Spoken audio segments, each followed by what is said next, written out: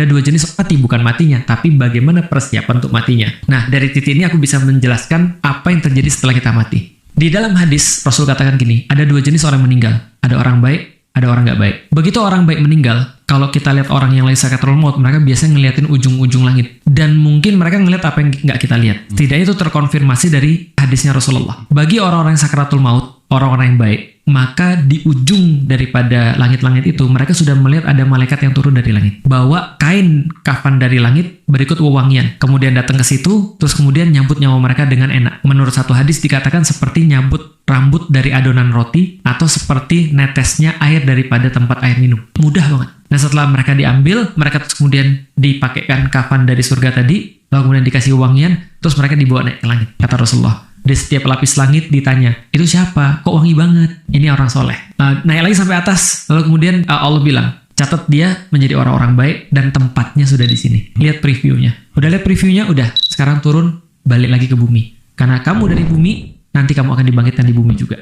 Maka mereka masuk ke dalam namanya alam kubur, alam barzah. Nah, di dalam alam barzah itu mereka dikasih hiburan. Tiap pagi dan tiap sore dikasih rezeki, makanan. Lalu kemudian mereka diperlihatkan tempat tinggal mereka nanti di surga. Dan itu hiburan yang luar biasa bagi mereka. Trailer-trailernya udah diliatin. Dan seluruh amal-amal mereka akan mereka nikmati ketika dalam kubur. Sampai dengan hari berbangkit. Makanya dikata oleh Rasulullah, berbekallah untuk mati kan gitu. Itu bagi orang baik. Bagi orang jahat, yang dia lihat adalah malaikat-malaikat yang turun bermuka hitam. Muka hitam artinya kan marah, artinya muka hitam artinya dia benar-benar gak suka dengan keadaan yang terjadi, dan dia bawa kafan dari neraka dan baunya busuk. Dan ketika dia dicabut nyawanya, dikatakan seperti dalam hadisnya itu, seperti besi berkarat yang ditarik dari kain yang basah. Jadi benar-benar sulit keadaannya. Nah, jadi setelah itu terus kemudian dia ditunjukin tempatnya di neraka. Dan itu adalah siksaan pertama dia yang paling berat. Dan setiap waktu ketika dia terus kemudian sudah di tanah, dia akan terus kemudian mengalami siksaan-siksaan yang sudah kita tahu itu. Siksaan-siksaan alam kubur itu. Rasul melarang misalnya kuburan untuk misalnya dijadikan untuk tempat